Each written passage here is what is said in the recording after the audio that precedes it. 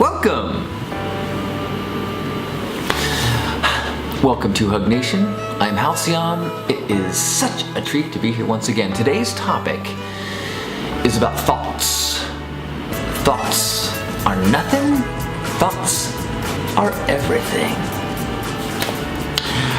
I was lucky to have dinner last night with a very inspiring 11-year-old girl, I believe.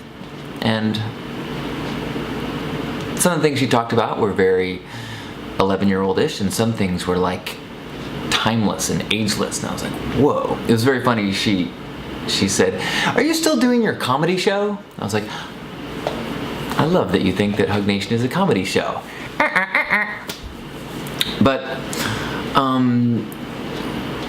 in between some of the silliness and talking about skateboarding and other things, she shared a story of, actually her mom was like, "Why don't you tell him about, what you told me?" And she's like, she's really embarrassed, and she said, "Well,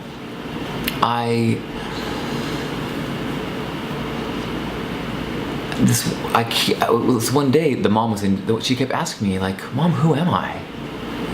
Who am I? Who am I?" And it kind of freaked out her mom, because she's like, "What are you talking about? Like, you're a little girl, you're," and the more that, when they talked about it, and the more that this little girl shared, she said that, "Well, when I go into my quiet space, I sometimes have this feeling that, who is here? Who is this person?" And I won't do her words justice, but I got the sense that she was describing this experience, that she was describing the very essence of what meditators talk about. This idea of being an observer of your thoughts, this idea of when you get into a stillness through a meditation practice, you have this realization that all of the stress and anxiety and all of the experiences and suffering that you have in life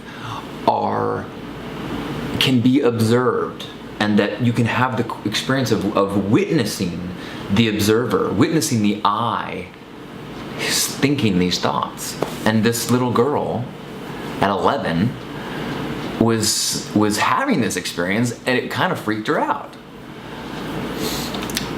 I'm not sure it freaked her out. It just was like she didn't know, she was unsettled, unanchored. And as she was explaining, I'm like, wow. And I tried to explain to her without talking down to her, and without also trying to use terms that she might not know, that it sounds like you're talking about what great thinkers and what people go hike to a mountaintop to meet the man in the cave, to try to learn the lessons and get the guidance to achieve what you are talking about.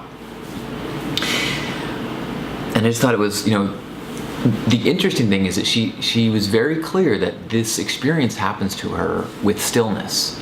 Like driving in a car, she can have that experience, or when she goes to her room and is alone in that experience. And we talked a little bit about how that is actually a fairly rare experience now, and that, her mom and all of us at the table were talking about how we have huge challenges being in a place of stillness. The desire to go to the phone whenever there is a pause is so strong, and is so addictive, it feels like. There's that great Louis C.K. Bit that's online where he explains why he won't give his kids cell phones. I encourage you to look it up. But he talks about how there is an emptiness, or there is this vacuum, there is this part of the human experience that happens in stillness that is lonely, it is unsettling, it is unknowing, it is the who am I, it is all of this kind of your thinking brain doesn't quite satisfy the question of that stillness. And the old days, you would sit at the bus stop and ponder that place, and maybe even get bummed out or get sad or go through all sorts of places. But the modern experience is that as soon as you start to get that uncomfortableness, you can go to your phone. Louis C.K. talks about immediately wanting to post something because he knows as soon as he posts something, he'll get a flood of replies. And whether you're checking updates or checking your comments or whatever that is, we have all these mechanisms now to obliterate the experience of the quiet times. And here this little girl was, her whole life is built around a world where there is no quiet times. Is very clear that this is an important part of her experience, and it's also an important part of asking this question of who am I?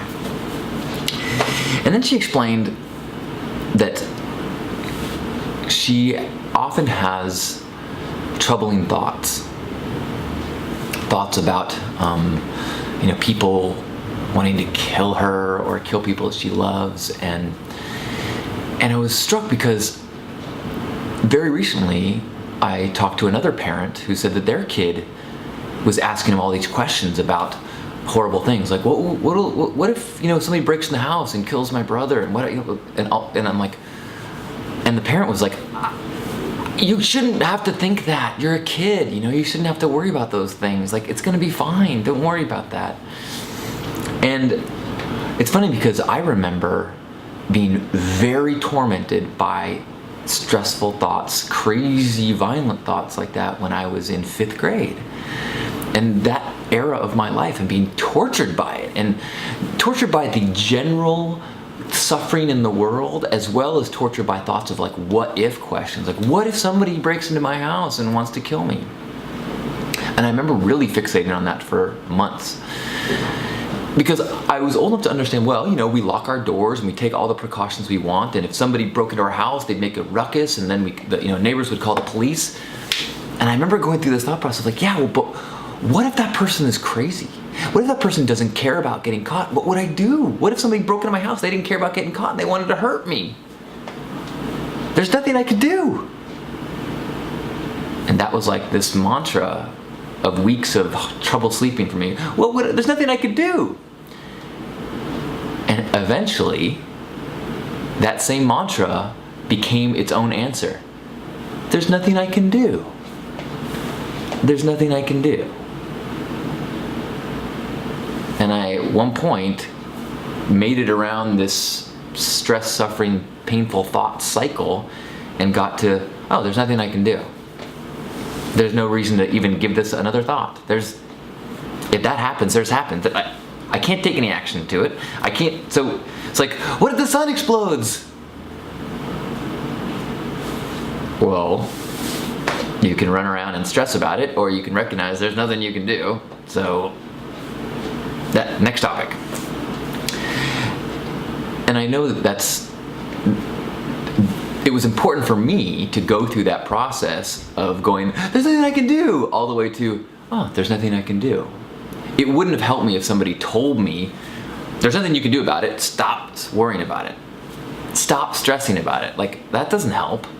And so as I'm hearing these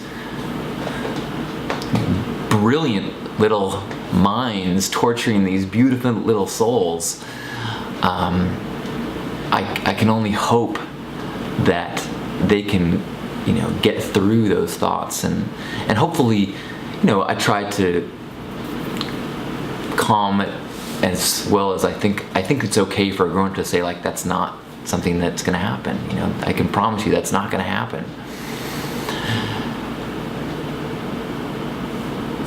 So it was interesting where I was able to kind of tell this little girl, as she was talking about this suffering and these thoughts that are causing her this anxiety, and go, you know what?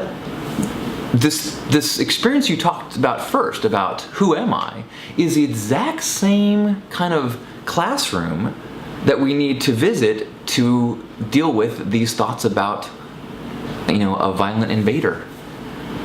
In both cases, you are becoming aware that there is a thinker of the thoughts, which means that there is a thought, which is different than reality, the world, and your experience. So if you are thinker of the thought, something terrible is going to happen. If you are not aware that you're the thinker of the thought, then all you can do is, something terrible could happen. But if you can see the thinker of the thought, then you can go, oh, that thinker can think this thought. That thinker can also think, what if my room was made out of butterscotch? And that thinker can think the thought,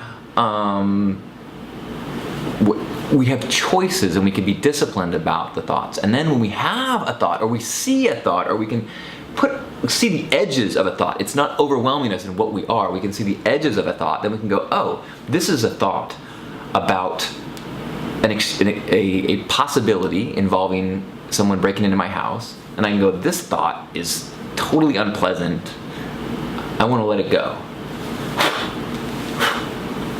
In meditation, they often talk about visualizing the thought and then letting it dissipate like a cloud.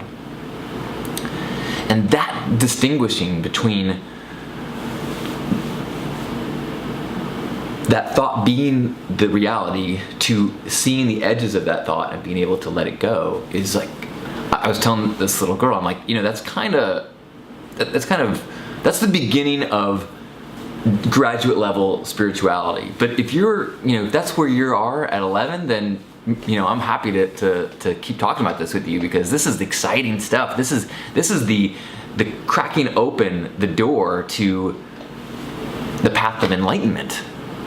And so if you can get even a tiny handle on the idea of being in control of your thoughts and having a discipline over what thoughts cause you suffering and what thoughts cause you to have self-image issues, then you are in the driver's seat to craft a life of experiences that makes you productive, happy, and a gift to the world. So, yay for little kids who are awesome!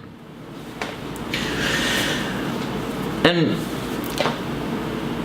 as I was thinking this week about how important it is to be aware that thoughts are meaningless, and thoughts are just vapor, and thoughts are not to be what causes you, so much pain, when you can recognize that they are just thoughts and then they can dissipate.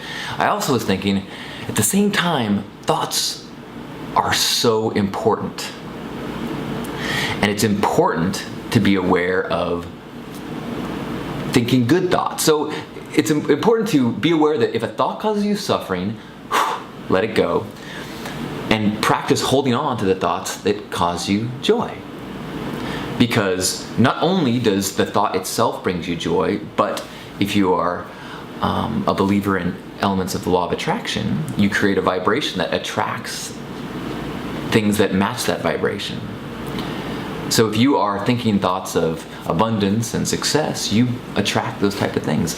And I've never been a believer in the law of attraction, the secret type world where your thoughts become a menu and you go, I would like a Porsche today. I would like a new Prada purse. I would like, that's not how law of attraction works. But I absolutely can look at things in my life where there have been things that I have been kind of meditating on, or I have made a part of my visualization, and then years later showed up in clear ways. It wasn't until I had lived there for a few months, when I was living on this beautiful place in Solana Beach. It was on the cliffs and overlooked the water, and I was like, oh my gosh, 8 years ago, during meditations, I used to visualize my perfect office, and it was a place up on the cliffs where I could write as I'm looking at the ocean. And the balcony of this place is that place. I mean, not exactly, but come on. And it wasn't until I was doing coaching with people who were these very healthy, balanced people that wanted to find more love and connection in their lives, that I remembered that, wait a minute, when I was in college, I wanted to be a counselor in a Maslow self-actualization vein. So I didn't want to help people with problems. I wanted to help people who are healthy get healthier. But at the time, I'm like, there's no careers like that. And then 20 years later, I was in a coaching session with someone. I'm like, wait a minute. This was my dream job that I written down as my dream job 20 years ago and had forgotten about it. So maybe it takes a little bit longer. But these things that you put out into the universe, I do believe, that you put these requests out, these vibrational requests out, and the universe listens. I've actually had some experience. I'm not very good about writing like a list of like some people do, vision boards or write things down. And Jacob Glass, who I've learned so much from, is very clear about, write it down. Be very clear about it. Write numbers down. So, if you don't say I want to be abundant, say I want to earn this and things like that, which I have a really hard time with. And I don't know if it's because I'm afraid of it failing or I'm afraid of it being true. I actually had one experience 4 years ago. It was one of the first times I've ever written down. I said, I want to make this amount of money doing consulting where I get to basically be me and where I basically get to do things that I like already and still make this amount of money consulting. And I swear within 24 hours, it was actually within 24 hours of writing this down, I was contacted about a job opportunity that ended up being the amount that I asked, that I wrote down, being a consultant, doing things that I very much enjoyed doing with people that I really liked. So I guess my point is,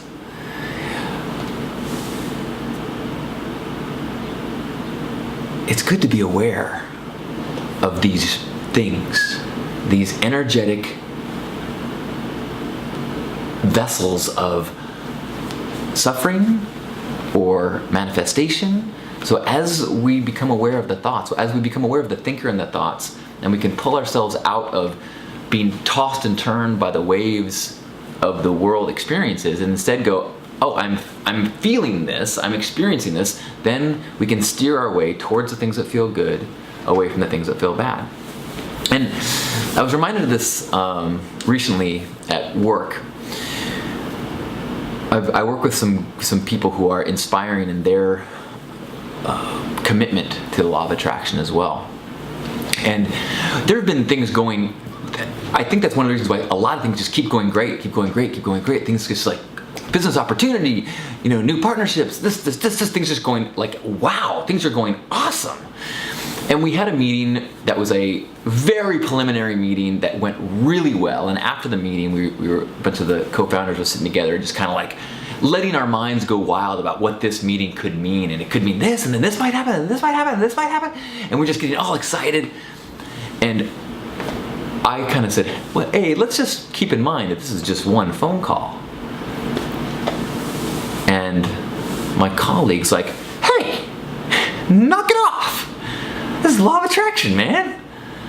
Like, kind of playfully, but also very serious, like, do the work and hold the space for this to be true. Don't kill the dream of it. And so I was like, you're right. And so then we continued on and we went out that night and we celebrated and cheersed and kept talking about this possibilities. And there was several things that I loved about this. I loved this idea of celebrating the possibility. Not waiting until, the deed is done and the statue is made and the village is saved, but instead going, wait, hey, here's an idea that someday could save a village. Yeah! And celebrating it and allowing yourself to feel the joy of this possible outcome.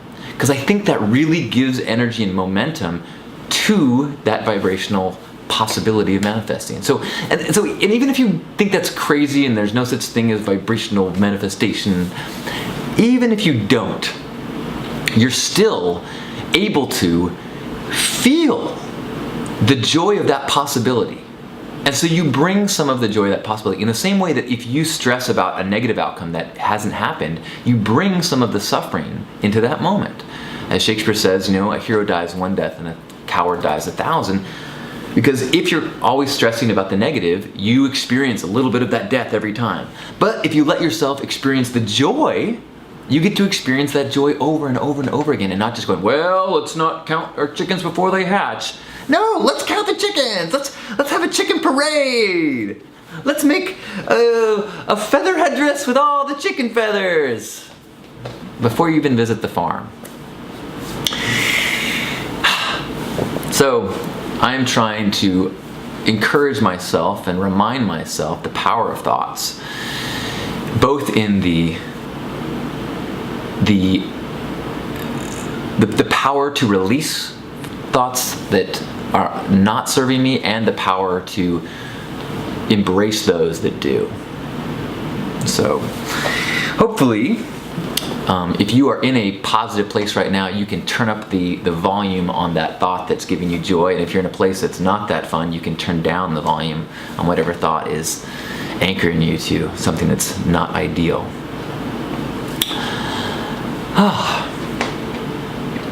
So let's anchor this joyful moment with a hug.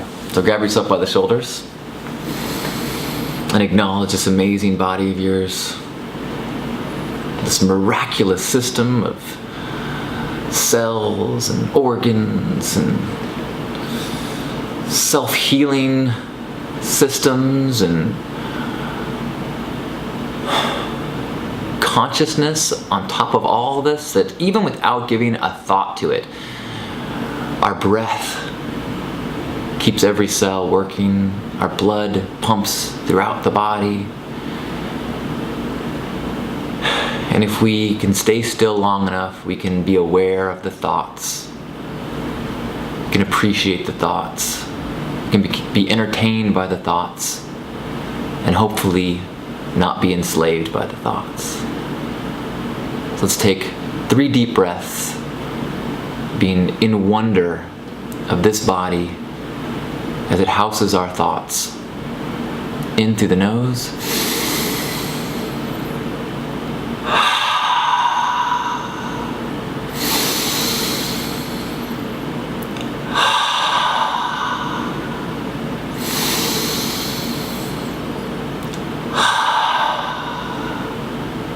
On behalf of Grandpa and all the love warriors, happy HugNation. Thank you. I love you. Namaste.